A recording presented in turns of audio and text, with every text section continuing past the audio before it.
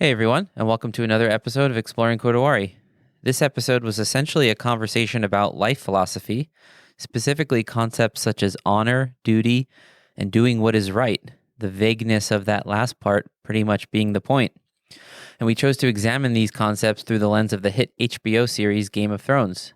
The finale of Game of Thrones aired well over a year ago, but I recently began reading a book by the philosopher Tamler Sommers called Why Honor Matters, and it sparked many ideas about how the show brilliantly dealt with the complications surrounding honor, oath-taking, and other things like that.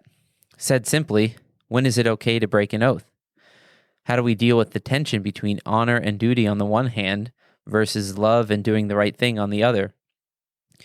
Of course, my fiancé and co-host Yanko was in this episode, but we were also joined by Joe Labriola and Stephen McLean. They were both on previous episodes, which I've linked in the show notes, but they are proper Game of Thrones geeks, especially Joe, who's a writer and who's read all the books, and they really helped us get to the core of some of this deep life philosophy. If you've not watched the show and plan to, then consider this a spoiler alert, spoiler warning, whatever you call it.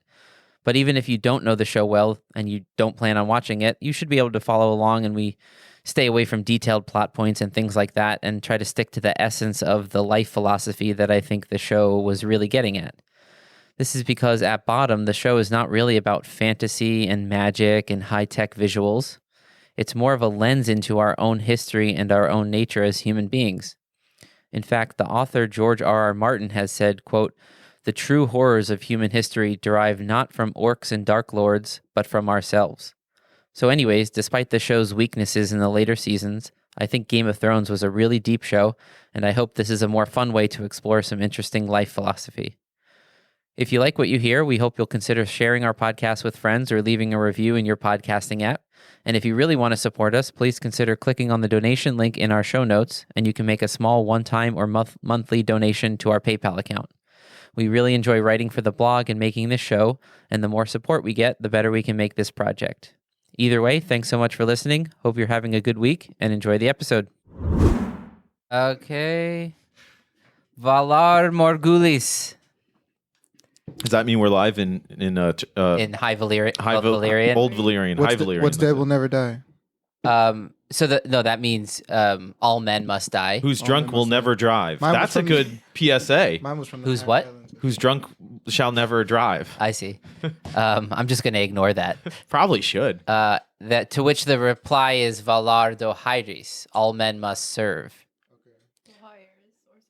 Do Hierarchies? Well, it depends on your exact, the region that you're from in Hyrule. From where Oh I'm my god, I from, said like the Hyrule. Valyria that I'm from, I've been they playing don't say too many that. video games lately. So I probably already put a warning in front of this. Like, if you don't know Game of Thrones, you're not likely to get a lot out of this episode, but maybe. Spoiler alert. And is that enough of a spoiler? Oh yeah, if you haven't seen you're Game good. of Thrones, you should. But I mean, like, listen do to that it first. if you don't plan on seeing it, because then It won't matter. it won't matter. And I think we'll keep it more about like the philosophy of it than just like plot points and details like that. Yeah. But if you do want to watch it, then turn us In the off year now and come back. 300 before Aegon's coming, we'll go Exactly, through the whole history Yeah, for yeah. you. There are YouTube channels that do that. Oh, I've seen some YouTube channels that go in depth. Yeah, they're pretty intense. Like the fact that people have made YouTube channel careers on just Yeah. videos of. And I got into Yeah. them when it was like season 8 was coming out. And That's the best part is like seeing people break it down, yeah, like before pre-episode. yeah. yeah, that was fun. And then you get to like feel like as you watch it, you're like not like, oh, I really need to see the previously on Game of Thrones part, Yeah. which they don't do on that show, by the way. Yeah, they do. Do they? They Yeah. start at a certain point. Yeah. I don't think they. Some do of them it the whole don't, I time. guess. Yeah, some of them. Oh, they Some of just them are cold opens, yeah. which I prefer. I love a good cold The open. cold open. Yeah, I'm I a big think fan. only fan. the first episodes of every season was doing that, if I don't remember. Yeah, Correct. even even certainly later the they first were Yeah. of the season would Yeah. recap, try to grab people. previously, and then the show burned and crashed Exactly. and died. So, plot wise, it did. Yeah. plot-wise it did. Visually, it got crazy. Oh, Visually, it got visually, crazy. music, acting. I thought Acting, it got all crazy the other too. elements were fantastic. But was amazing. as a writer, Terrible. I'm gonna speak on writing people's behalf. Bordering on Say, a it was crime, bad. what happened in the It was really in the bad. last season. Yeah. So it's- Actually, do you want to know some good news to come out of COVID and quarantine is George R. R. yes. Martin, who still blogs via LiveJournal, I believe. Nice. Yeah, he's just he said that it worked and he's not going to change it, right? Because I think he still writes on his first style computer from the 90s. He refuses to. I think he has updated computers, but he likes that one to write on because that's the first books that he wrote on. But he said since quarantine, he's been basically sheltered in place at a cabin in the New Mexican desert, and he has people come and bring him food and supplies or whatever. Probably shouldn't get COVID. Exactly. Yeah. And he knows it. And he said he's been getting so much flack since the show aired over almost a decade ago now, because he hasn't come out with a new book since the show first aired. Mm-hmm. And he said he's been making so much more progress than he has in years, just being locked away working on this book. And hopefully in the next year or so, he thinks it might come out. So positive things. So perhaps. Is it worth reading the books? I know the answer is yes, but I mean, sell me on it. I mean, until book. So he's written 5 books so far. He plans to write 7. If you were to ask me that question after reading the first 3 books, I would say absolutely 100%. The 4th and 5th book are kind of not that good, honestly. I don't quite know why. I think the publishers got involved a lot. The 4th book is supposed to be the first half of the 4th and 5th book were one book, and they were too big. So the publisher made him release it as 2. So it just doesn't quite work very well as individual books. And the writing style is just not the characters aren't as crisp. It's still good. It's still a layer of depth, even more so than the show. That's really cool. Yeah. So, yeah, I mean, if you're looking for something to read, I think you should at least try reading them. And especially the first one almost reads kind of as if a murder mystery, because if you go back to season 1, it kind of is a murder mystery, right? And so it's really interesting to see that in book form and narrative form. So I think even if you just read the first one, he has a really interesting style, and there's so many, you can see so many influences of other writers and other works in his writing and I think it's well written. A lot of people, they shit on anything that they can that's popular, but it's popular these days. Yeah, to be point out bad things and not. Yeah, but I think there's actually a lot of a fair amount of literary merit. I mean, again, he's not the greatest writer of all time, but he's a very, very good writer, I think. Yeah. Yeah. Oh, I should say we're joined here by Steven. What's up? Episode 7? You were on? Don't know the number. Previous episode Steven was on. I think so. We did lots of music, meditation, Alexander technique. Mindfulness. All in one episode. Joe, what episode were you on?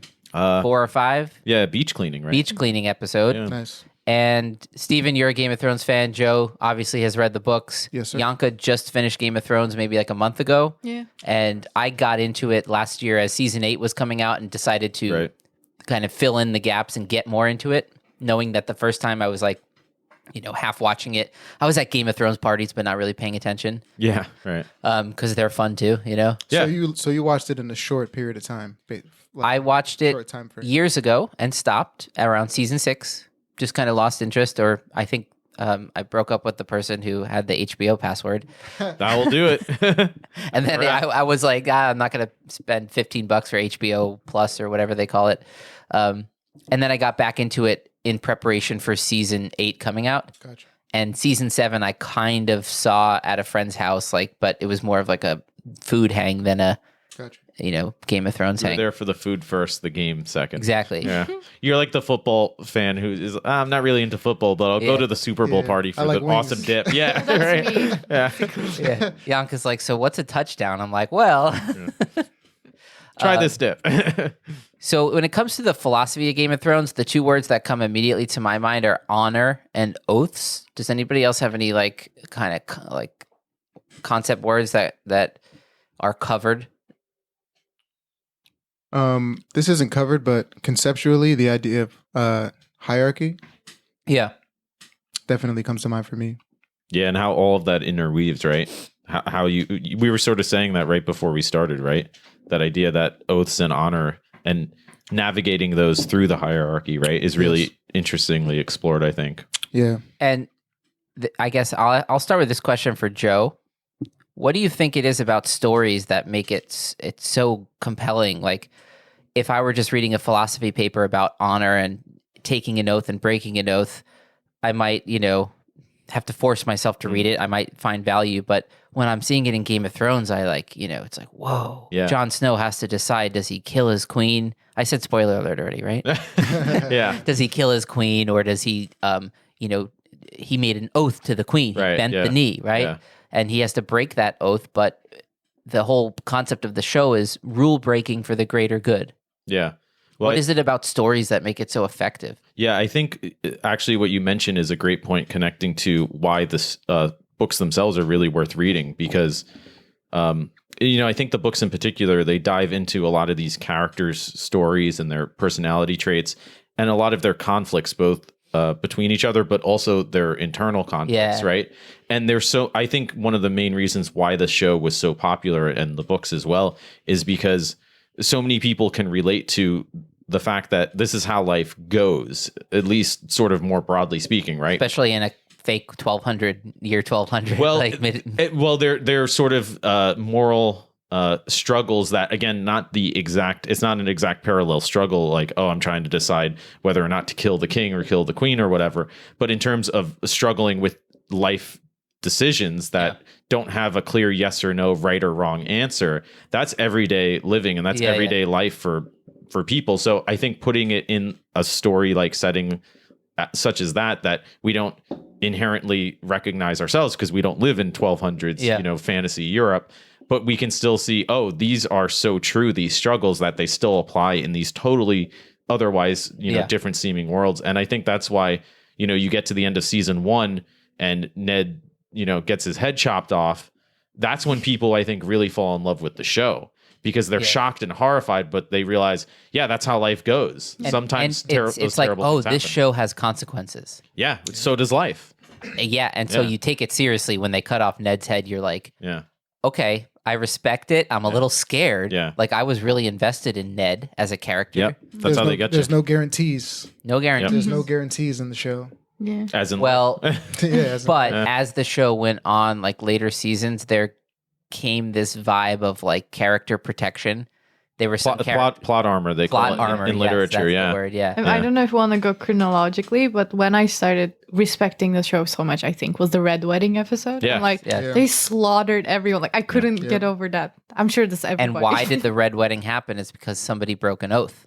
Well, because somebody broke an oath, but he also decided to keep an oath, right? Because Sure. he broke the oath to the Sure. one guy, and he decided, well, I have to keep an oath to this woman now.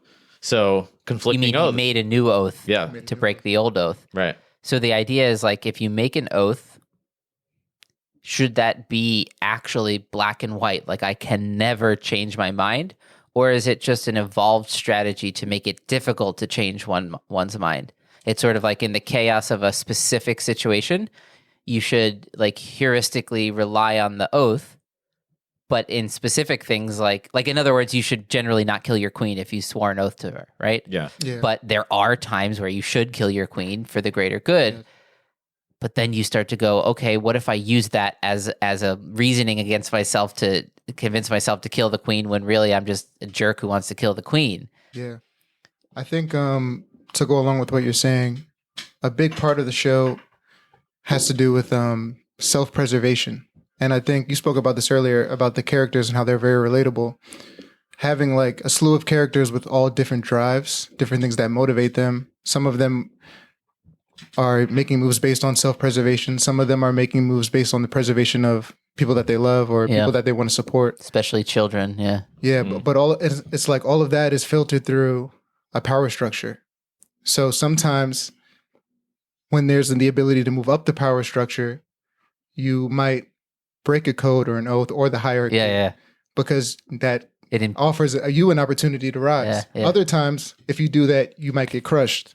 Well, it's always risky, right? It's very risky. It's easier to just stay within the code system. But if you get, Sometimes it's you might easier. become king. Sometimes it's easier, but sometimes people want what you have. You know what I Yeah. mean? Sometimes, Yeah. And then well, if the higher up in the hierarchy you are, the more people are down looking up at you, being like, I should do that. Wanting to do a better Yeah. job. Yeah. Or just wanting that job and being like, he's weak. Well, I can get at and that. speaking of hierarchies, you reminded me of that scene where Elena Tyrell, the Queen of Thorns, she goes to the High Sparrow, that zealot guy, Yeah. religious, basically their version of the Pope, right? And tells him, well, what do you want to make you go away and stop causing unrest? You want, gold? I'll make you the richest septon who ever lived. And he just kind of smirks and chuckles and goes, oh, you don't get what game I'm playing, because she's so used to that normal hierarchical power structure where, I know there's a price. What is it? What is the price? And Yeah. his point is, which is a point that many characters make, where if you're in this situation and you can identify, oh, I'm actually playing a different game than you think I am, that person then realizes, oh, this is a much bigger problem than maybe we expected. Right. Because he's actually after something. He's unpredictable. It's rare, but there's also those cases where that guy genuinely believes in this, this religious fervor that he's promoting. Yeah. And he can't be bought, it turns out. And then she's powerless all of a sudden. She has Right. no way to influence That's a great him. point. Yeah. That if someone's playing by a different rule system, playing a different game, Yeah. I mean, that's what game theory is, right? It's like view like the interaction of humans and evolution and all that stuff as a game, and just see what strategies would work. Religion really works. It keeps people pure and away from the, all of the ways that their rule system could be corrupted, to believe that there's a presence watching you and judging you, and there's an afterlife and all that stuff. Yeah, That's I mean, crazy. that's like the most aggrandized version of a power structure. Yeah. Is like God, Big Daddy of in the sky. hierarchy. Yeah, like the ultimate. Yeah. However subtle that is, I think we all feel it as our conscience, and then I think a lot of people put the label of the feeling of their conscience as that presence or whatever. So I found this Marcus Aurelius quote. I think that explains Jon Snow pretty well, or why we love him as a character. And it goes, "Just that you do the right thing. The rest doesn't matter." It was sort of at the end of he asks himself questions like, what's the meaning of life? And then we'll answer it in like different times in the meditations, Marcus Aurelius. And I think that explains Jon Snow to a T. Well, wasn't there that scene with what's his name? The old maester, the Targaryen guy. Maester Aemon? Aemon. Where he says, if your father, The great Lord Stark. Lord yeah. Stark, had to choose one day between honor or his family, Yeah. what would he choose? And John says something like he would choose He would what's do right, whatever is right no matter what. no matter what. And Yeah. what is that, right? It's purposely vague. Yeah, Is what it is. exactly, yeah. What is right no matter, like, what the hell is right? Yeah. Right? Like, And who are you to decide what is right? that's right after Maester Aemon tells him love is the death of duty.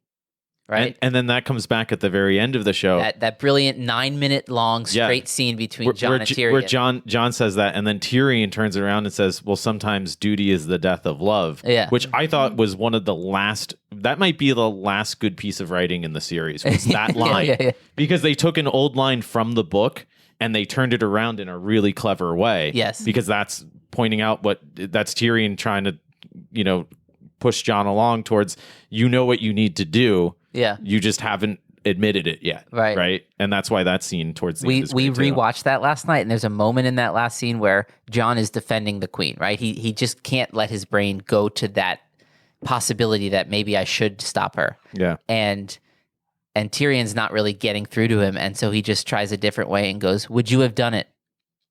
And Jon Snow goes, "What?"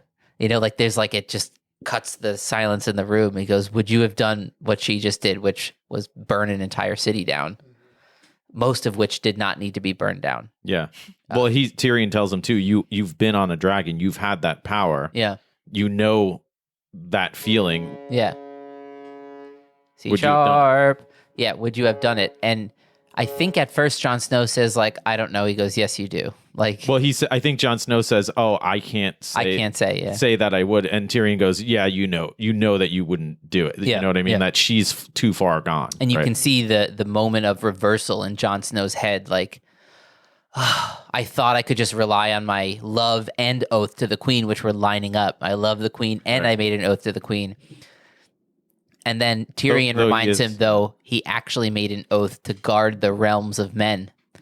And how many men will she kill? Yeah, in her pursuit of and utopia? that's his older oath too. Yes. Yeah, right. Right. And I think what Jon Snow realized is that the oath to the realms of men is the most zoomed out, most powerful oath. And he loved the queen, right? I mean, especially after he broke so many oaths to protect everybody from the White Walkers. Yes. You know, That's that true, was his yeah. like guiding. He broke every rule possible. That was Right. his guy. He even killed the half hand. And he had sex with Ingrid, right? That's not breaking an oath, though. Father no children, is that the wording? He didn't father any children. Certainly comes at the risk of fathering. So they bring that up. So this is why I love the books, because they mention it in the show. Sam actually says, I think in season 2 or 3 to John, that it never actually says something about other relations with women or oath.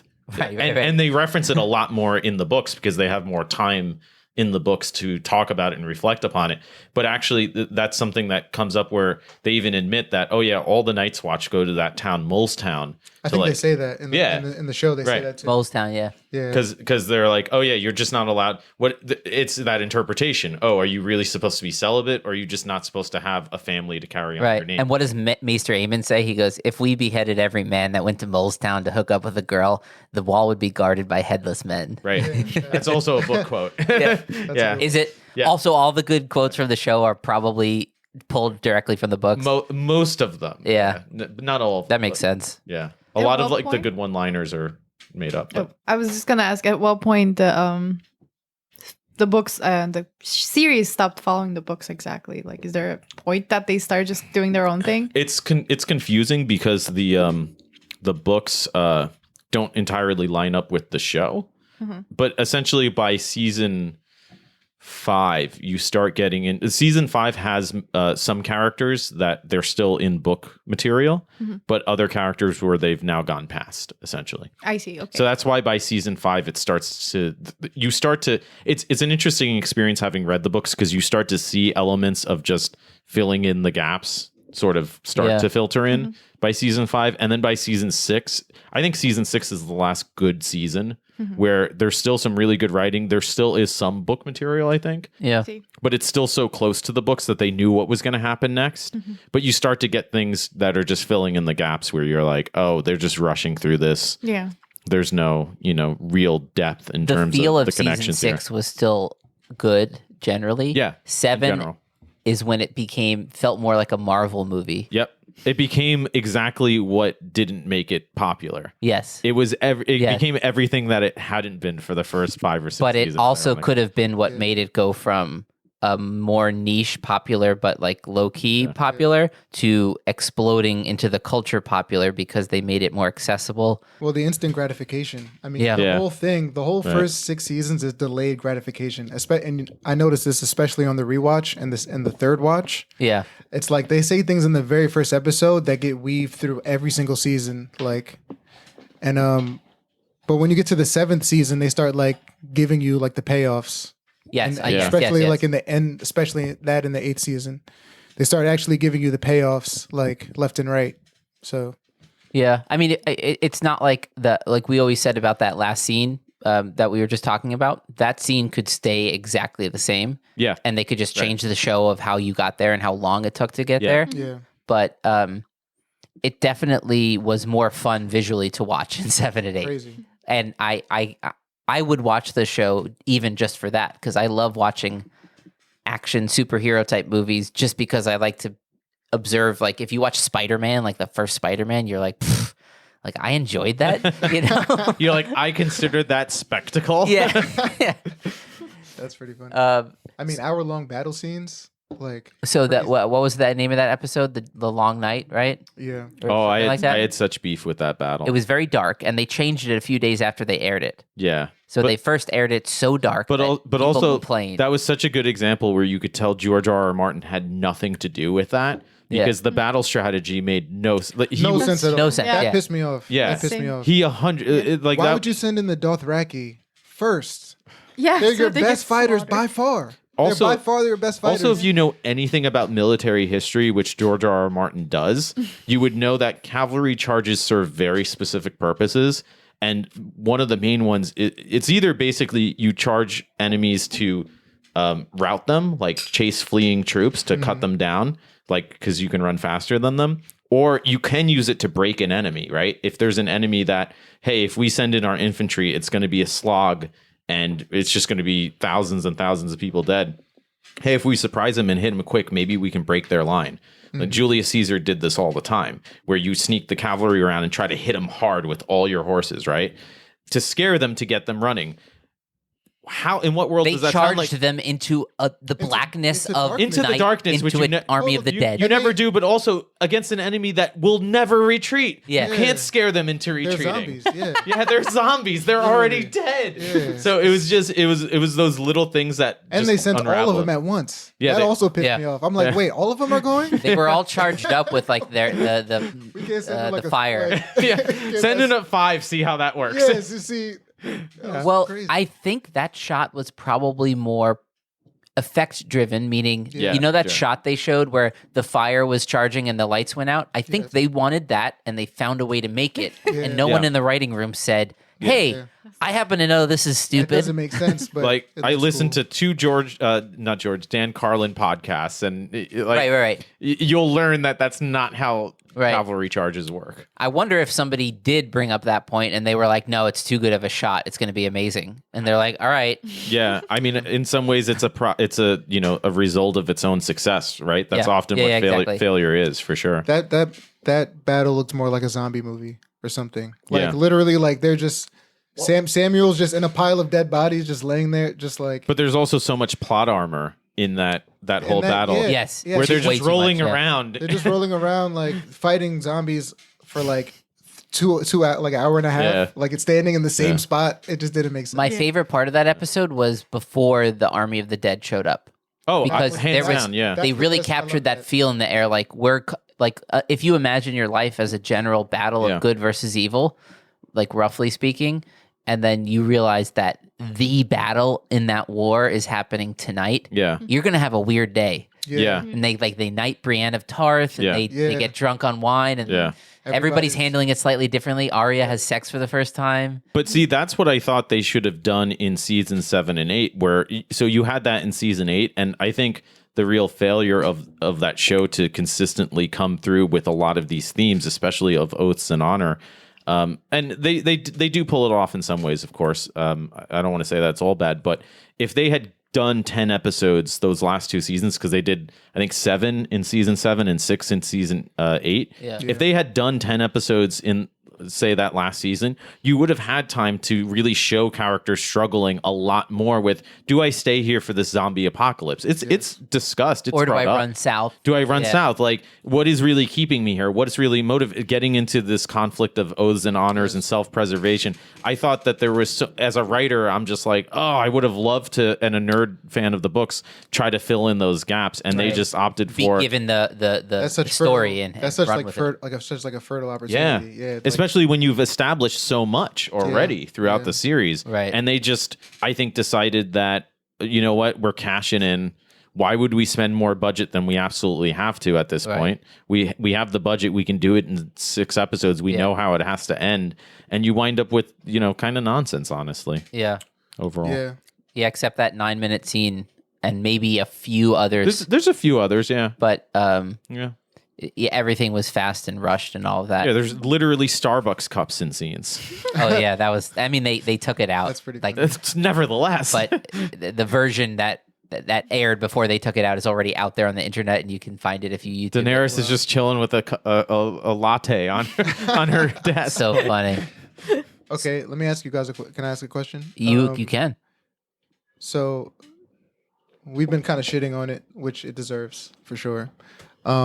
What character arcs did you guys feel like they actually executed well, or that you were okay with I loved Jamie's character arc until the end. until the end? Jamie's character arc took the worst possible turn. It was just kind of like he a went middle back. finger to Yeah, us. he went back. But it was going so well. Wait, so Steve, you just asked like Ask for what the good character thing. arc? I No, hated that's a Jamie bad one. Lannister. Wait, that's why I really liked it though, because that's how human beings function. Like you think it's gonna come out well, and then they just like give you the middle finger with a behavior, and you're like, There's an "What?" element like, of that that, was so but- real. I Yes, think. that's true. I really believed his Yeah. growth too much though Yeah, for that's to have the it all go point. away. It was. That's it- why it was great. But great in a way, there's so many surprising. contradictions in that, where he says when he gets captured in camp before. Like, you're right. As a general philosophy, I agree that makes a lot of sense, and I think that is appealing.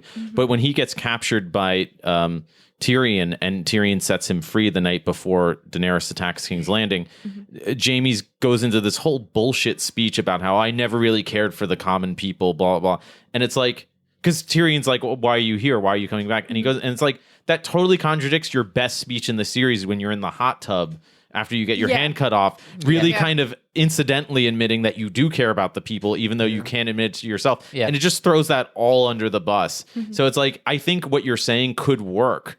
But as I was saying earlier, I think they need the 10 full episodes to get him there. Exactly. Yeah, I mean, it's the same problem. Yeah, same definitely. as that, like, we couldn't really figure out why Daenerys lost her mind. Like, I mean, but quickly, it was going to be So very fast. obvious, but it was like... Which I think she took their should. time. I think it makes sense. I but, totally understand how they right. got there, but it was a But now I'm struggling to think, like... I would say good. Arya, if I'm going to answer your question without was good. making it what I hate about the show. Yeah, Secretly- I'm kind of okay with Arya becoming Christopher Columbus, which is a weird like thing to it. say. Yeah. You know? She had a But- good arc. West. Yeah, I mean, that ending is, but again, it's not like her character changed so much. No. It Yeah. makes sense. Yeah. I definitely... And I just top one. really thought she was, like, they did a good job of making her a badass, you know? Yeah. Respectable She's character. also George R. R. Martin's favorite character. Interesting. I He didn't know that. actually said during the course of the show where people asked, are there any characters who are safe, like you would never kill? And he actually admitted, I think on the record, that he said, I'm not going to tell you that. He said, but I love... My two favorite characters are Tyrion, because I feel like I relate to him the most, and Arya because she's awesome. And he's like, and if I killed her, I think my wife would never speak to me again. That's a funny reason, but you do get attached to characters. It's funny. Like, I was a kid when Dumbledore she's died. probably my favorite character. She's Arya's yeah. really good. Are you? Yeah. Who cried when Dumbledore died? I mean, I didn't actually cry. I was just, like, really bummed out at dinner. I had another beer. My dad's no. I mean, I was like in 8th grade or something. I had another Ninth grade. emotional beer. My dad was like, "What happened?" I'm like, Dumbledore wouldn't didn't make get it. "You wouldn't get it. You just would not get it." Do you have a favorite character arc? Favorite character arc is tough because there are so many good ones. Yeah. One, to answer my own question, one that I was okay with, that I was happy with, was the Hound. whoa. Google started talking to us. Whoa. Yeah, the Hound is I like the Hound. I Yeah. like how he ended. Yes. I like that. He was an honorable character. he's a Honorable very as interesting hell. character. Yeah. Not necessarily the most moral or the most clean cut, like good guy. But he that's what was makes him honorable. interesting. Oh, you don't live Yeah. if you're that moral. You know what I mean? Someone like Facts. stabs you in the back, so Like, Well, that's you the have point, to be yeah. what he is. Well, yes. remember that scene with Arya where she is training and he's laughing at her and she tries to stab him and he just knocks the sword and slaps her down. And he says something like, oh, your friend's dead because, this other guy who killed him had armor and a big fucking sword. And that's his point. I'm bigger than you. I win. Realistic. Yeah. He's Yeah. very realistic. Yeah. You know? Yeah. But he has a lot of character growth too, which is does. he's one of my favorite He characters. gets that I've seen. deeper. Yes. Like he was always like, you could tell he was a good guy, whatever that means. Like when it came down to Yeah. it, he would do the right thing kind of But guy. he was screwed emotionally from childhood when his psycho brother. Yeah, understandably so. As Yeah. we find out, like it became his battle against the army of the dead wasn't his battle. His main battle Right. was against his And brother. he knew the whole time that's how it was going to end. It was Right. like, Yeah. It was like they both knew. It was very his brother fatalistic, wasn't yeah. really there anymore. But Yeah, whatever that was. whoever that guy. And that was his point. Like, Yeah. I still have to do it, right? to do it, Yeah, yeah. because somebody has to destroy this monster, right? Yeah. And it's not fair that he has to be the one, but he still takes on that responsibility, right? Yeah. He almost didn't get there when Brienne of Tarth went crazy on him in that season. That was a crazy fight. That was Yeah. one of the best. That was one of the best fight scenes I've seen in a minute. So what's funny about that, and again, this is where the show I thought was at its best. That never happens in the books. In the books, he gets into that. Remember that one of my other favorite scenes in the show is when they're in the tavern, and he says, "I'm gonna have to eat every fucking chicken in this room." Oh yeah, the guy. Yeah. That scene is in the books, but I think they wrote it better in the show. They totally changed the dialogue, and I think they nailed it. They did such a great job. Yeah. And in that I like- battle, I like that scene a in lot. that battle he gets hurt and he gets sick, and that's when Arya leaves him days later. Got you. So in the show, they were like, "Oh, let's make him battle Brienne," and I thought that was way cooler. And I was totally down with that. And yeah, Brienne's a really interesting character in many ways, too, because she has a lot of really interesting internal struggles, especially like you said earlier with like, talk about trying to navigate the hierarchy, right? Yeah. Like she has all sorts of challenges along those lines, right? Definitely. And she had a sword called Oath Keeper. Crazy. Yeah. Speaking of oaths, how about you, Yanko? What was your favorite character or character arc? Oh, it's hard. I mean, I'm just gonna tell who I hate the most. Yeah, I'm like- That's fine. I'm like blanking on I hate characters. Sansa. Oh, Sansa, yeah. I was liked just her. like, You didn't like her? I grew to like her a little bit. I grew to not like her still. Like I grew to dislike her constantly. I'm like, no. I guess I understood her a little bit more. Like, you know, when you understand like siblings can be so different. Like Yeah. there's like Right. like archetypes of siblings, you know? Yeah. It's one of the it's like such a clear difference. Like I prefer the character of an Arya type person. Yeah. Mm. But by Arya being Arya, Sansa was like the opposite of that. Arya was a Yeah. more masculine woman and she was overly feminine. Very feminine. And but she became stronger as the show went on. Yeah. I mean, Wait, she went through real life. I Right. mean, her dad Yeah. got his head chopped off, She saw and it. then Yeah. That's true. then her mother Spent some got time, lovely yeah. time with Joffrey. with She became Joffrey a- and, Dude, and the other guy. What's that She, other she guy? became she became a child bride Oh, several times. God. What's that Yeah. guy's Ramsay. name? Ramsay. Oh my Ramsay. god, that Yeah. was hold on. That was like the worst character ever. I think like Yeah. it really psychologically. Do you know what's He's disturbed bad? the me. Joker of the Game Yeah, of Thrones But you know what's Basically. do you know what's bad about Ramsay, but why I like Ramsay as a character is because the difference between Ramsay and Joffrey is the Trump of the series. George R. R. Martin has said that if I had to compare Joffrey to one person in real life, it would be Trump.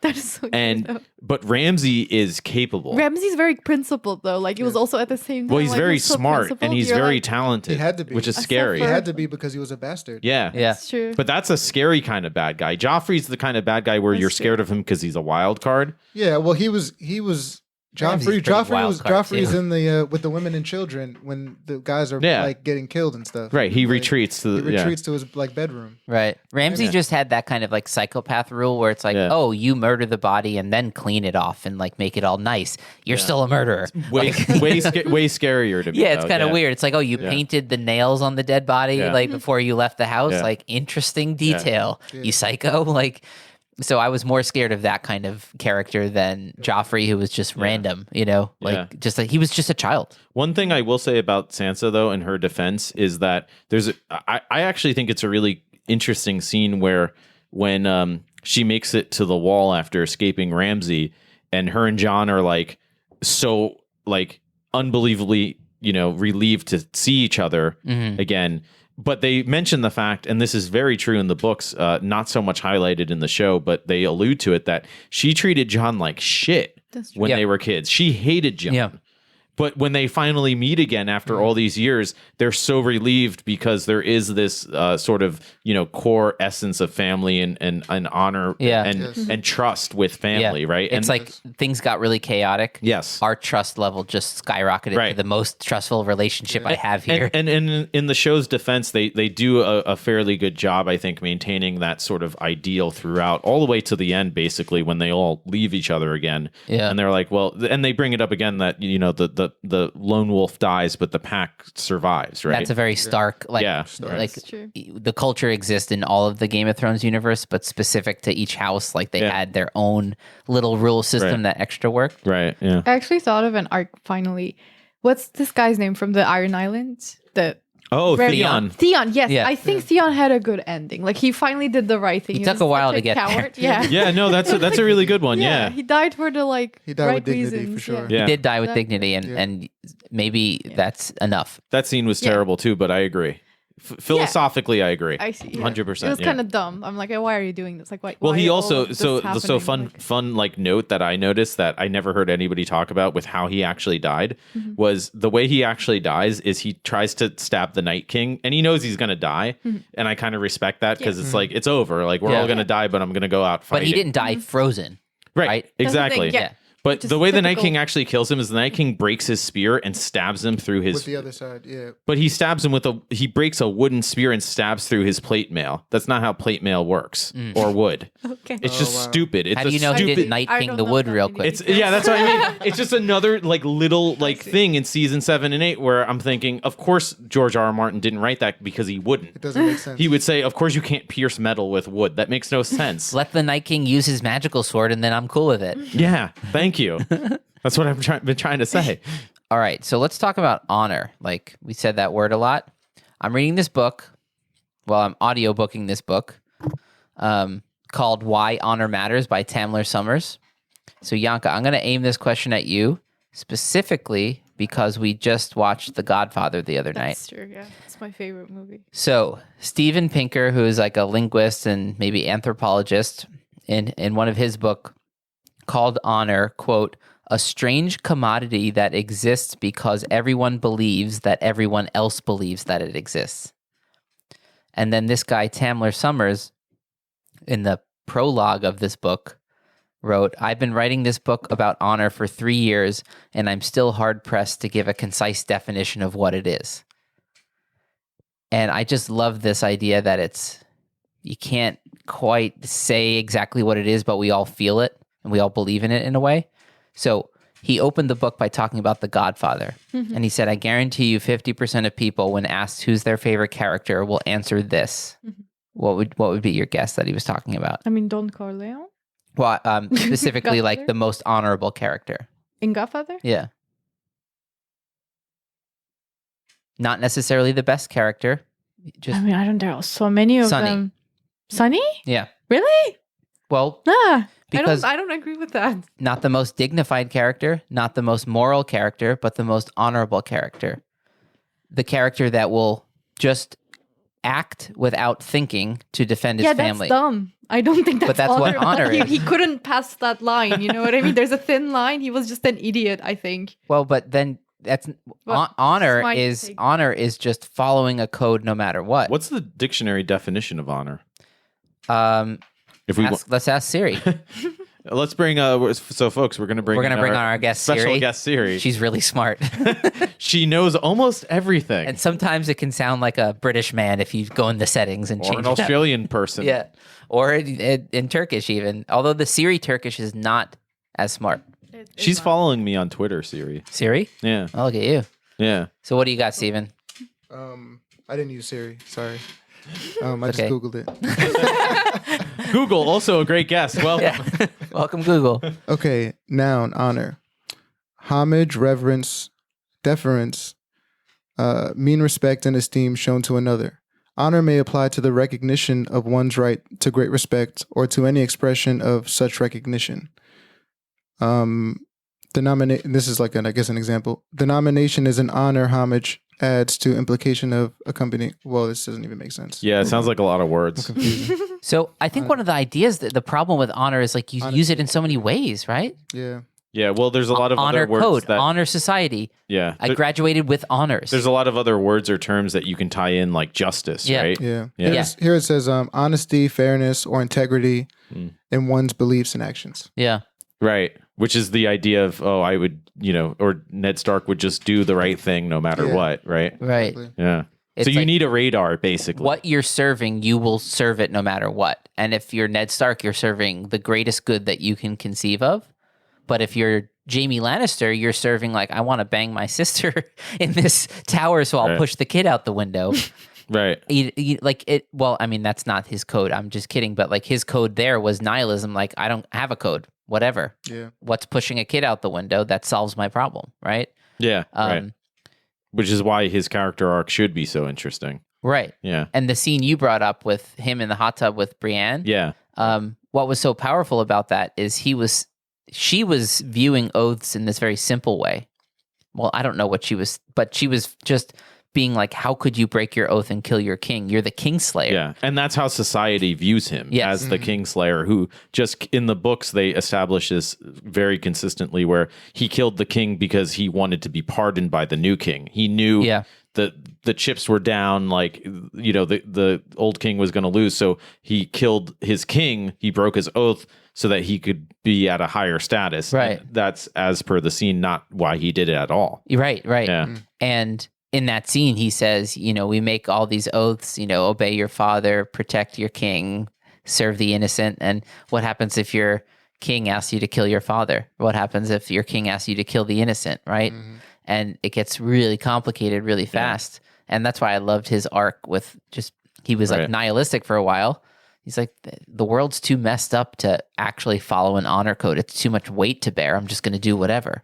Right. And just kind of live from thing to thing and betray whoever because whatever, He still had like personal core values though. I think probably because he was a Lannister and like the Starks, how honor and like following the ways or whatever that was like impressed upon like the Stark children. Yeah. I think the need for like basically protecting your family at all costs was like the Lannister code basically. And that it was kind of instilled into all of them like my family, this is my family, my family. Right?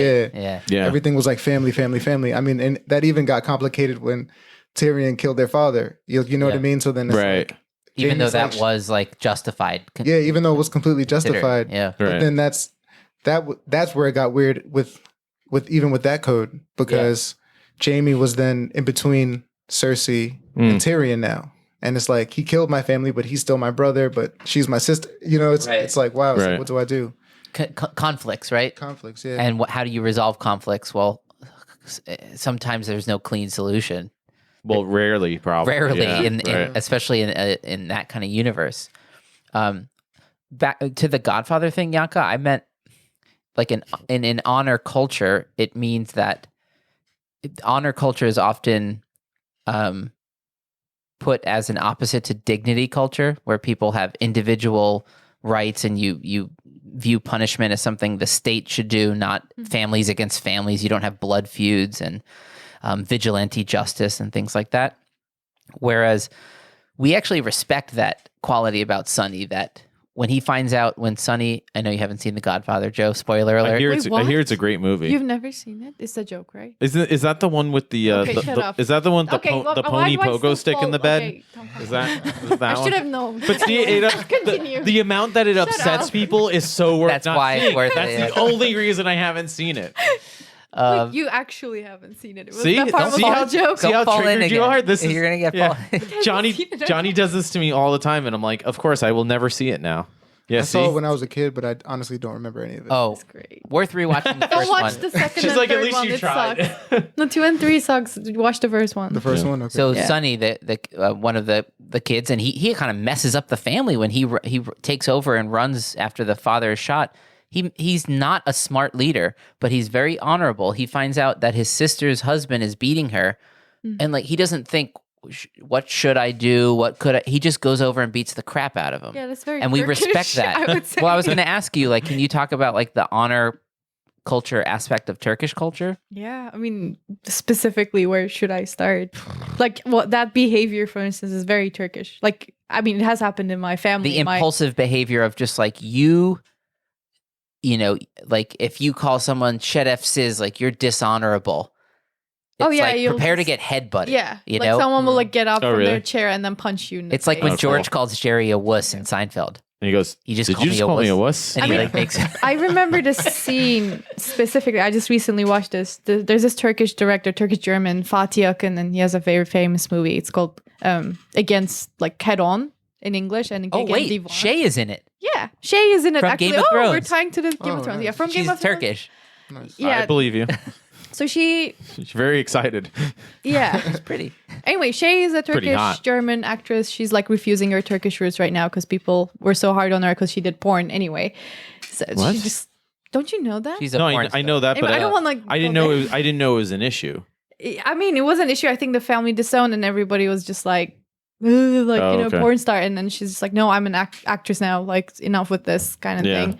So anyway, she's German, I guess now more than she's Turkish. But She just is she part German? yeah, she's. I mean, Oh. there are a lot of Turkish people that Oh, I thought- were born and raised in Oh, Germany. I thought you meant she just went to Germany and she's like, Oh, I no, jumped ship. She's a German. She's a German Okay, Turkish. I see. That person. makes more Yeah. sense. So there's this like really famous movie. It's called Gegen die Wand in German. And in that movie, she is like a girl that was like born and raised in Germany. and then got married to a guy just to like get rid of the pressure that she's having from the family. And then the shit goes down. Anyway, she goes to Turkey like at some point to Istanbul in some part of the story, and then she's walking in the streets at 2 a.m. and then the guys are like, oh, like, you know, just whistling at her and then being like, you know, I'll fuck you. And then she's like getting so fucking pissed off and then just charging at them, and then they're like beating the shit out of her, like, and then she's lying on the ground. And then they're walking away. She can't just hold herself. Like, she's just still charging at them. Like, you motherfuckers, like, I'll fucking fuck you. Like, how dare you? And then they come and then, again, beat the shit out of her. But, like, now she's, like, covered in blood and everything. And then they run away. And then she just still doesn't stop. Like, she just can't get over it. You know what I mean? That's what I mean. Like, honor, like, I can absolutely see myself in that Sounds like same she needs situation. some kickboxing lessons. Anyway, they stab her to death, like, almost at the end of, like, that character. And then she passes out before she stops actually yelling what she believes. So part of it is that idea that I see. if you trigger my honor code, like, you know, alert, like, then death is preferable. Yeah. Yes. It's better to die with honor, meaning Exactly. you protected the thing that you said was that was honorable to you or whatever. It's better to die protecting that than to live and be safe, but not have, you know, stood up for what is honorable. Anyway, I would say that we can go to that extreme. Like, that scene was just so relatable to me. Like, I'm like, oh, like, that's the representation of the culture. Like, it's just so obvious. I don't know. Like, Wow. I'm not saying everybody would do that. I'm not saying that's a healthy thing to do, but I'm just saying, like, Well, yeah. we can get that honorable. I think there's an aspect to honor. Like, this philosopher guy basically said, like anything, honor taken too far gets really messed up. Yeah. You know? And it's often really horrible in how it, like, commoditizes. Help me out. Manifests? I'm like a commodity, like making a commodity out of women. Oh, okay. In honor cultures. Objectifying? Or? Objectifying it. Well, just making it like the family name and arranged marriages and all these things are part of honor cultures. Did you start watching Peaky Blinders at all? Not yet, no. So there's a great... have you seen Peaky Blinders? It's a really fun show, and there's a lot of, I would even call it misplaced honor in that show. So you might really like it, because there's this whole basically drive of the show at a certain point where this character goes and it just escalates between like one honor beating up and another, because somebody is even just hanging out with somebody like, oh, don't hang out with those greasy Italians. Right. And they're like, can you just drop that? Like, who cares? And he's like, no, it's them trying to assert their power over us, that they think they can hang out with us. And some of the characters are thinking, you're just being toxic with it. Like, obviously, I mean, tribalism is one of the bad aspects of honor. And it just escalates where, oh, we beat up his guy, so now he comes and beats us. And it never ends. So now we slash them, and now we're just shooting at each other, and everybody's dying. Yeah. So it in that sense, can become very unhealthy very quickly. Yeah. But without any honor, you and I think our culture is kind of going through a very dishonorable period where people don't seem to have a personal moral code that they feel honor towards, you know? And anyways, I'm only on chapter 2 of this book, but his main thesis is that, of course, honor has all these bad expressions, but our society would be much more just if we could reinstate honor in the right ways and balance it with dignity, you know, individual sovereignty and those kinds of ideas. Yeah, there's a good version of collective. Yeah. Right. There's a good version of it in how you relate to the larger society, right? And Yanka has been talking about that constantly with how the difference between how the United States and Turkey dealt with COVID-19. Like, they have more of a group centered, like, at the end of the day, I mean, nationalism is a very honor-based feeling, right? And your country came together and did well against COVID because everyone wore a mask. You didn't have these people that are like, I just want to go to Walmart and, like, you know, not put on my mask. Like, who cares? How do you know what germs? I was trying to do a Southern accent and then I abandoned it, by the way. Yeah, I can see. I heard it loud and beer. Loud and beer. Yeah. So who was the most honorable character in Game of Thrones? Probably Jon Snow. There's a few of them. Yeah. There's a few Maybe. of them that were good. Yeah. Well, Ned Stark maybe, but Ned Stark is so honorable that it gets him killed. So is that Ned is? I almost think with Ned, it's like cop outs. I feel like I feel like Ned. To be honest, full disclosure, I'm not the biggest Ned fan. Whoa. Not the biggest No, I'm not either. Yeah. because it's like instead of standing up for himself, he does like he goes the easy route a lot of times. Like he should never have left Winterfell, if you ask me. Like he should have stayed. I think he should have stayed. He thought it was honorable though, right? He thought it was honorable, but I almost felt like it was more like, I don't want to upset the king, or like I don't want to deal with this conflict. And then because later when stuff got hairy, he did try to leave. Yeah. And it was too late. So it wasn't about that. You know what I'm saying? Because when it got weird, which he knew it could have got weird because Jon Arryn was killed. Yeah. Like he knew that was what Right. Something was afoot. he went in there acting like he knew something was afoot, and then went in there trying to just play by the rules. Yeah, right. So it was like there's some kind of cognitive dissonance there. Well, with You know Ned what I mean? with Ned Stark too, it's interesting because he's a great example of where honor can put up blinders that get you in trouble or make things worse for everybody else. Yeah. And the example everybody thinks of is him telling Cersei that, I know the truth, I'm going to tell the king, you better run. And Cersei says afterwards, what motivated him to do that? I have no idea. That was the dumbest thing you could have done. Right. And she's right. Yeah. And that's the example everybody uses. But there's another much more subtle example that I like, that I think really touches upon, the point that you raise, where when Ned Stark first gets to King's Landing and he meets Jaime in the throne room, Jaime comes over to him, and Jaime's being his cocky self because that's his like armor. That's his like personality armor. Like he has to. Tyrion does the same thing. It's like a feel out, basically. Yeah, They have to come exactly. here and feel you out, just so But in that scene, he's trying to be friends with Ned genuinely. He's trying to connect with him in a genuine way because he knows they're going to be around each other. They're going to spend time with each other. And Ned says something really just kind of, underhandedly nasty about, oh yeah, you served the king well while serving the king was easy. serving you or something. Was easy, yeah. And walks away, and you can see Jaime's face where he realizes like, oh, this guy's like a blindered asshole, and he's never going to be my ally. And Ned just needlessly throws away that potential connection to that family, and it's because he's relying upon this narrative of, oh, Jaime's the Kingslayer, he's not an honorable person, and he's not willing to probe deeper into the truth, which obviously, as we learn, is not quite the truth. Of course, Jaime didn't just kill the king for his own status and protection. He actually did it for very moral reasons. Right. So in that way, honor really is undermining him because he's so blinded. I don't know if it's the honor per se or just his tendency to like blindly to not think critically. Yeah. You know what I mean? Like they make him such Well, like isn't that what honor is, though? It's saying in a situation, don't think critically and calculate your best move, follow the code. Right? It's like the code is obey your king. Maybe. Yeah, right. And Jaime didn't. Yeah, Jaime didn't obey. He broke his oath. That's all that matters, that Jaime broke his oath. That's why right? Ned Stark is respectable, yet comes across as too simple. It's like, you can lie sometimes for the greater good. If you have an oath like I don't tell a lie, great oath. But if you have a gun to your head and somebody says like, where's whatever, blah, blah, blah. Yeah. If you can lie and get that gun away from your head, you might want to do that. Yeah. And there's also the unwritten oaths, like where when he finds out, when Jon finds out that, and this is what makes him, I think, I don't want to use the phrase better character, but in some ways a better character than Ned, is because when he finds out he's a Targaryen and he tells Daenerys, I think, makes him swear a promise to never tell his family about it. Yeah. And it's all for selfish reasons because she wants to be the queen and she doesn't want to be challenged. But Jon can't do that. And they all love Jon And too. Jon agrees not to tell anybody. He says, all right, I'll keep it a secret. But immediately when he meets Sansa, they know something's up and they're like, what is it, Jon? Tell your family. And he's just like, and then that became a stronger bond.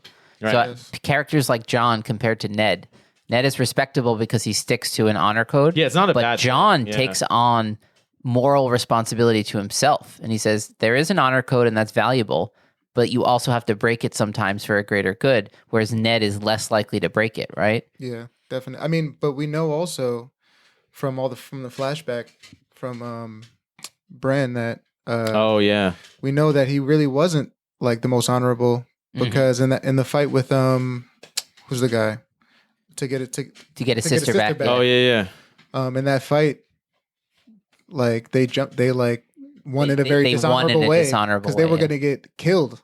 Yeah. They surrounded the guy, right? And like, Yeah. and while he wasn't looking, Well, got him from behind. The dishonor is more so. You're exactly right that became another narrative that Yes, that he's Ned's the honorable and he's the legendary sword fighter. Not to cut you off. he bested Yeah. that legendary sword fighter, and he Yeah. didn't. Yeah, He didn't. He didn't. Yeah, it'd be like if you won a game of chess against the grandmaster Yeah. of the world, Yeah. and then it turns out when the camera like broke for a second, you just like moved to.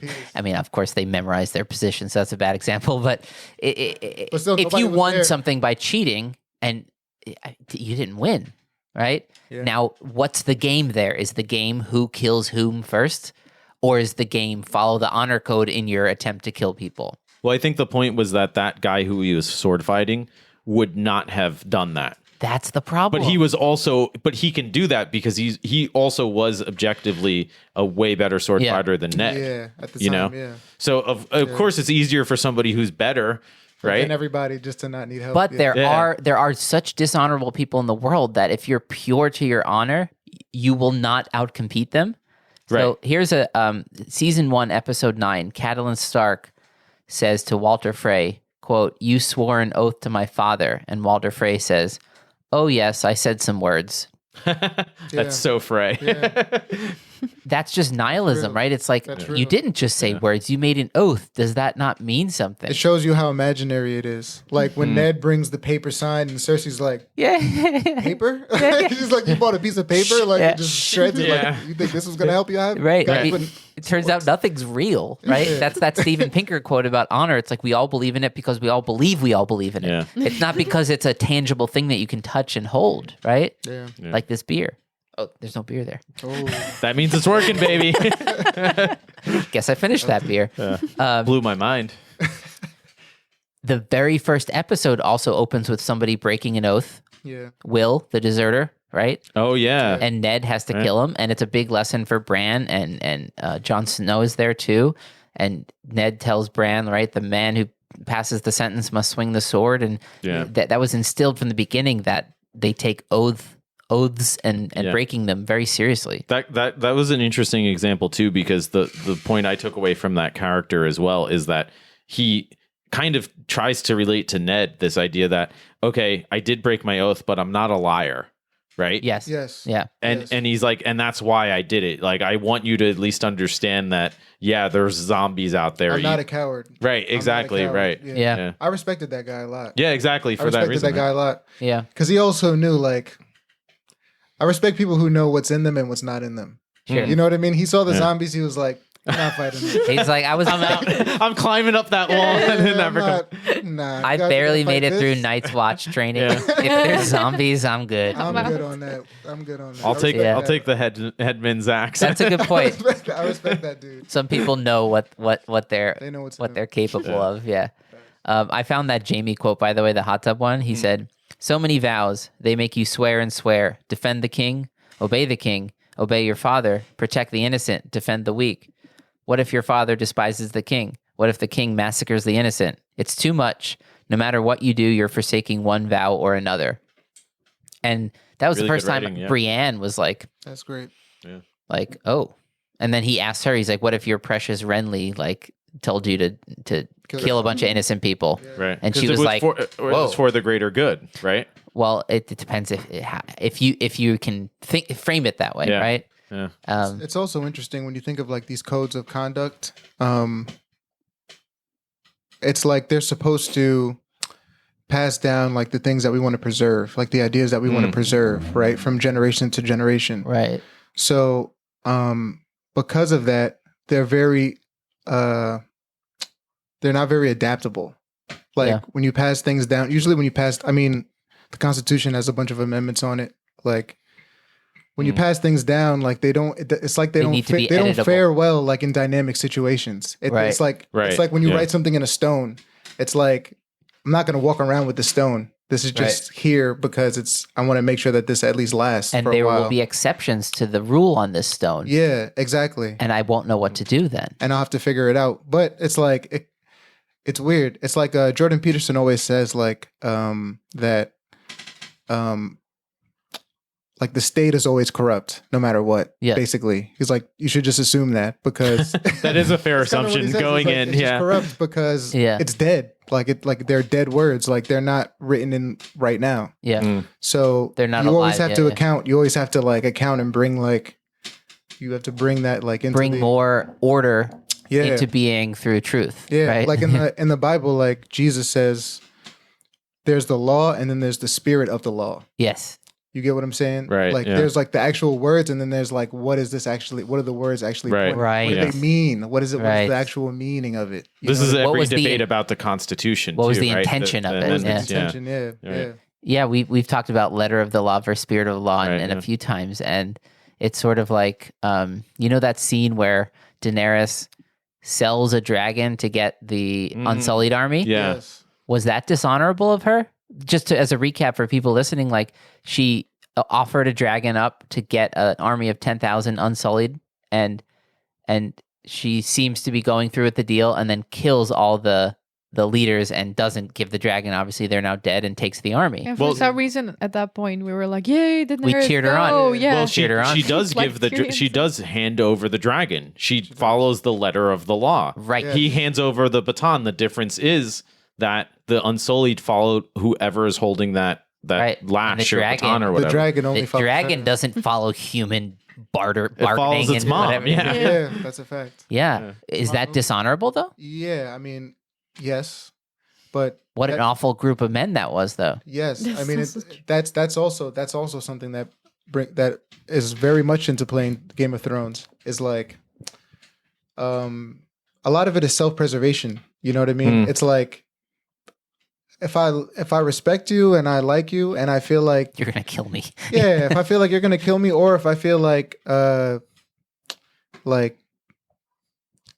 it has a lot to do with respect. Yeah. If you've done something to slight me, and then now I'm presented with two options that Yeah. I could fuck you or not, or I could like hurt you or Screw you not. over, The yeah. only thing in between is honor, quote unquote. Yeah. It's not like The dishonorable I person start will think- break it yeah. anyways. I so, start thinking yeah. about I start like going, okay, well, this person did do this, or they did do this to me. You know what I mean? I mean Yeah. that's how the red wedding kind of happened. Sure. You know what I mean? Because he could have easily said no. I mean, Right. he was a stubborn old dude. Like he said no to the Starks. He could have said no to the Lannisters too. But Right. Right. He just took what he thought was a better deal. was the better deal. Essentially. Exactly. That's what's so hard. Yeah. I mean, this is speaking of the Bible, right? Like I see and Peterson talks about this a lot. Like even God couldn't keep out a snake from the Garden of Eden. And in the Game of Thrones universe, there's a lot of snakes. Yeah. And so if you're a pure Ned Starkian type person, what's your snake defense? You know, Yeah. if you're too pure in your honor code, the snakes figure out how to get to you. Yes. Oh, he won't lie. Have the king Yeah. ask him. He'll just tell you. You It's have like, to well, go- that's not You good. just have to be really good at sword fighting. You'll last as long as Ned. yeah, yeah. Yeah. Being good at sword fighting is definitely helps like you. if I lived back then, I would be spending a lot more time sword fighting. It definitely can help. It definitely can For help. sure. I just found this Martin quote in my notes too, like in reference to it. It's not really fantasy so much as historical fiction, It's historical. Yeah, I mean, there's historical fantasy fiction. it's inspired by his reading of a ton of history. Yeah. Yeah, for sure. And he called it in an interview, quote, "The true horrors of human history derive not from orcs and dark lords, but from ourselves." Yep. Reminds me of that Solzhenitsyn quote, you know, the line dividing good from evil cuts through the heart of every human being. Yes. Not like, oh, let's separate the evil people and make the good people. It's like that's the dynamic that played out in Game of Thrones that made it so interesting is Jon Snow. Yeah, he's our main character. He seems to be dealing with this problem of like honor and oaths versus doing the right thing. Mhm. You said before that honor codes aren't dynamic enough, right? Yes. They're almost like programming codes that get passed from generation to generation to help people survive. Yes. But then the environment changes. Are they dynamic enough? The way they are dynamic, though, isn't how they're vague, right? What would Lord Stark do in this situation? He would do what's ever right. It's not specific. It's vague enough that you have to rely on like a feeling of what to do, Intuition. not a language of what to do. Yeah, that- Intuition. That's why there's it's kind of a double-edged sword to use that phrase, because if your radar is corrupted though, Right. if you're Ramsay, what good is that, right? To be Yeah. told, oh, you can interpret it however you think it's morally right. Yeah. So a lot of it comes down to, well, what are the environments and situations in which these people are raised and nurtured? And obviously in Game of Thrones world, many of them are very adverse. And for some of those people, they're somehow still able to come through, like the Hound or Sansa, where they go through these, growing up in these traumatic circumstances, and still somehow they're able to, through their own sort of perseverance and guidance of others, able to really guide that ship somehow. But then other people, it's a nightmare. Far and few between. Yeah. That's Right, the it's hard, thing. yeah. The people that really take on the burden of being fully like a Jon Snow. And you saw the struggle with how he killed the queen. I think the thing with breaking oaths, it's not if you do it or not, because you have to do it sometimes. It's how much of a struggle is it to you, So let's say it probably should be. it should be because you made the oath. Right. And the oath literally said, I swear it to the old gods and the new, like I will never, Or to the whatever. 7. Yeah. Yeah. All 7 of them. Yes. Yeah. And that was a great point you had before with however much money you have, to someone who really believes, you have no power over them. Yeah. You've lost all power. Yeah. That's all true. influence. What's the Ram Dass quote? He goes, as soon as you realize you don't need anything, you can have everything. It's sort of like give up your attempt for power and you have all the power you need. Yeah. Yeah. I mean, that's a very that's one of those principles that's like seen like cross like belief systems. Totally. Yeah. Like in Christianity, it's he who seeks to gain his life will lose his life, Right. but he who loses his life and for my sake gains his life. Right. Which probably means there's something really to it if it's across different cultures, right? Yeah. Something Yeah. about it works. Yeah. It's kind of like convergent, not evolution. Yeah. Maybe. Like the physical shape of animals, like when they're There's separated an essence to it, geographically, yeah. you find the same forms emerge, like That's Right. cool. I never thought about that. the Yeah. fact that our bodies are symmetrical and, Right. and Yeah. Or how people just in different parts of the world figure out how wheels work or bows, right? culturally too. Yeah. Yeah. Make music. Or Well, yeah. It's like, oh, that just works to make sound or to use as a bow or something, right? It's just a good idea. Right. It's a universally good idea. The other thing I loved is the nature nurture thing. It's the same thing I was asking you before about like in the story. If you just said like, hey, nature nurture is a very funny thing where like you're part your DNA, you're part the environment, you're part this epigenetics too, and like all this complication. But you wouldn't want to watch that on HBO. But in the dialogue, right. Tyrion says, Varys was right, I was wrong. It was vanity to think I could guide her. Our queen's nature is fire and blood, which is the Targaryen motto, right? Yes. And Jon says, you think our house words are stamped on our bodies when we're born and that's who we are? Then I'd be fire and blood too. She's not her father, no more than your Tywin Lannister.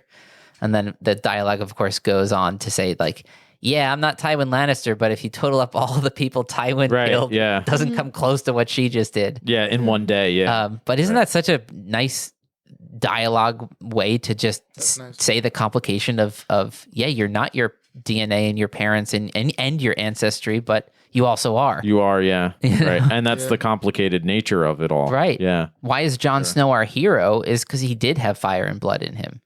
Right. Right. If you weren't a Targaryen, it would He be, wouldn't have the strength to Right. win.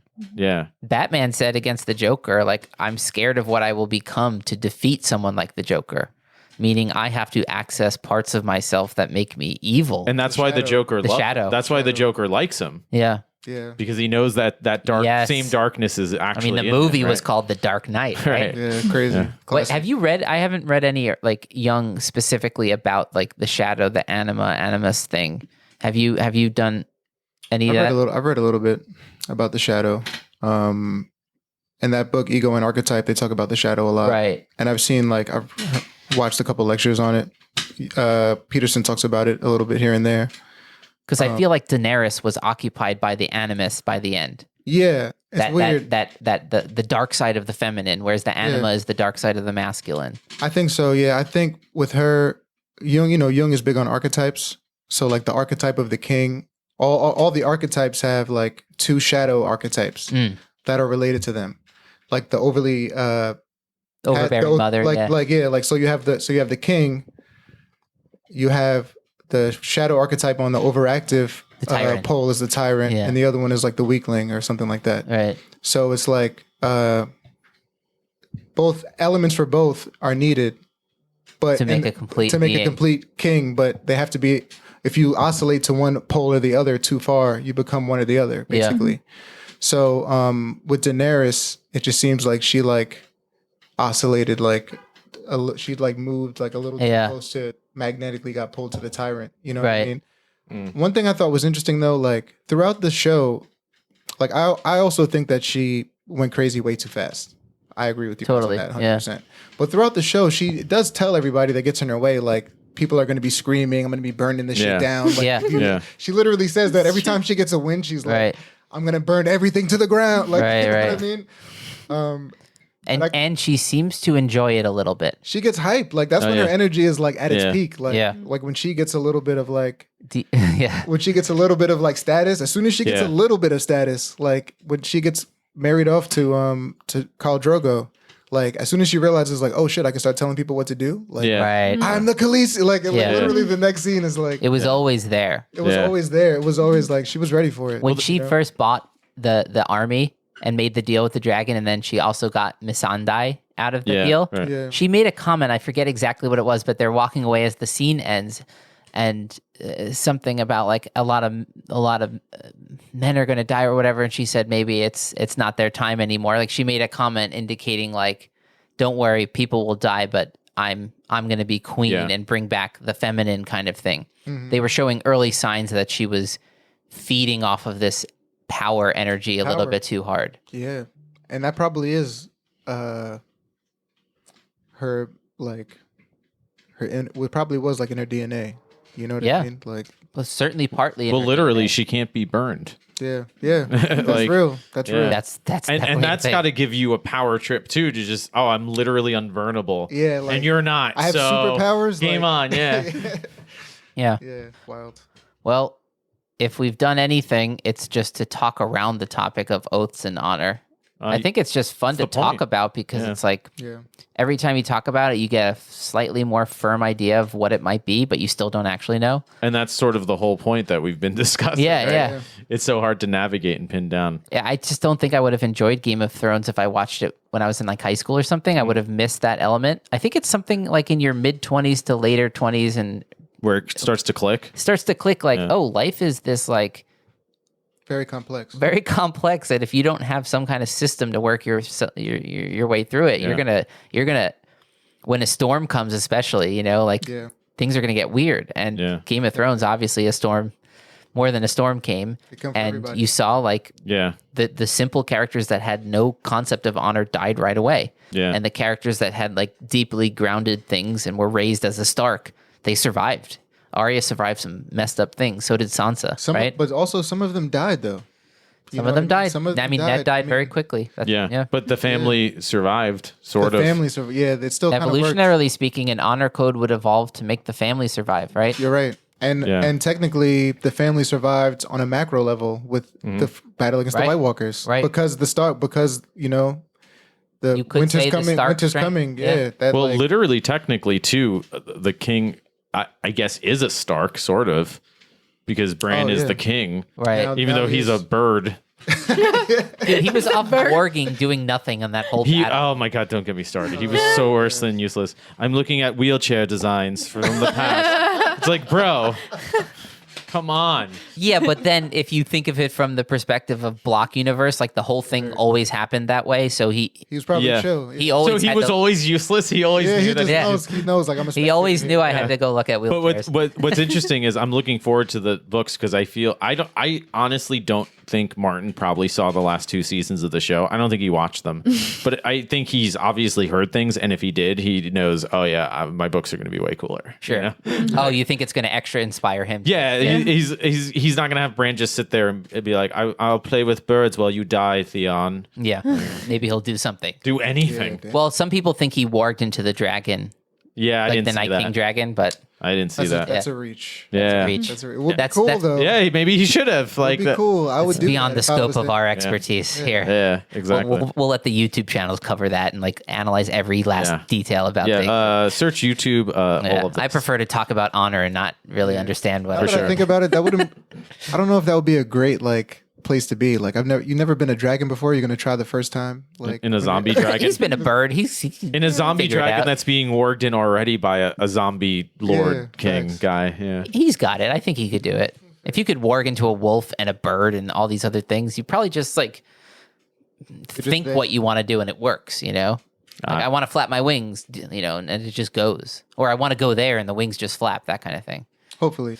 Yeah. Anything else? Anybody? I do have one other quote that Go for I it. wanted to share that I don't know if it's a great quote, but it's a really funny sort of example of kind of everything that we've said, where when Bronn decides to be Tyrion's champion when he's in prison Sure. in the Vale. Great scene. And he only purely decides to do it as again navigating the hierarchy. No, this is a great opportunity. Yeah. He knows I might die, but he also knows if I don't, and I think I can probably Just win. fast He forward. trusts the skill set. Also. Yeah, he's like, I know I'm trusts good. the He's skill set. he's like, I'm pretty sure I can beat anybody here, and I'll be set for a while. Yeah. And when he kills that guy in the show, the Lysa, the Lordess of the Vale or whatever, says you don't fight with honor, and he just looks down the hole where he threw the guy and goes, no, but he did, Yes. and just walks away. Oh shit! That was Yeah. a great scene. Yeah. That's a good point. Great line too. That gets right to the everything about core this. of it. He admits he's like, Honor no, stuff, yeah. I don't fight with I honor, don't but fight he with did. honor. Yeah. Gosh. I love Well- the realism in that show, man. Yeah. People just so know, real. They just know who they are. Like, Yeah. I'm Yeah. a piece of shit, bro. Yeah, Like, Right. But I'm good at it. I'm here. Yeah. Like, I Right. love that. Right. It's one thing to be a piece of shit and be unaware, but when you're aware, it's at least respectable, especially in a time like that where, like you said, self-preservation. He didn't have any family, right? Yeah. If you're a guy without any family in Middle Ages like that, Yeah. you know, Get your sword work up. what system Yeah. you get your sword work up Yeah. and like what system of honor, like a Ned Stark family wolf pack kind of thing, is going to work for you? It's like Yeah. you might need a different strategy. Yeah. Yeah. And that's one thing I'll say too in terms of recommending the books, because it's just another layer deeper. Why I love that scene in the books is because when he does that fight, he actually gets like pretty messed up in the fight. He's fine, but he gets, I think, 3 teeth knocked out during the fight. And he sort of reflects that, oh, well, that's worth it. Yeah. I was almost out of teeth anyways. I wasn't using them all. Now they won't anyways. get infected or whatever. And I'll just get gold ones from Tyrion. This is Right. such a better deal. Right. And to anybody else, you're thinking that's insane. But to him, he's like, nah, that's a good deal. I'll take it. Yeah, it's fine with That's me. better. I didn't get stabbed or anything, whatever. Yeah. And now let's say he thought it was an 80-20 risk. Yeah.